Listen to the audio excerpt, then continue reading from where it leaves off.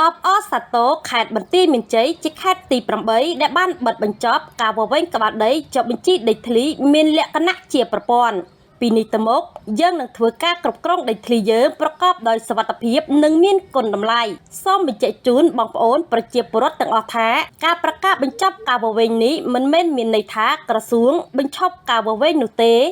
ចំពោះក្បាលដីដែលបានរំលងឬបងប្អូនដែលមិនទាន់បានសុំចុះបញ្ជីយើងនៅតែបន្តចុះបញ្ជីជូន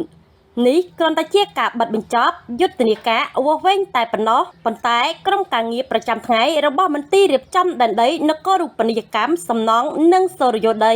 នៅតែធ្វើការជូនបងប្អូនជាធម្មតានេះបើយើងទៅតាមពិធីប្រកាសខេត្តបន្ទាយមានជ័យបញ្ចប់ការវាស់វែងដីមានលក្ខណៈជាប្រព័ន្ធនិងពិធីចែកវិញ្ញាបនបត្រសម្គាល់ម្ចាស់អចលនវត្ថុចំនួន6353ប័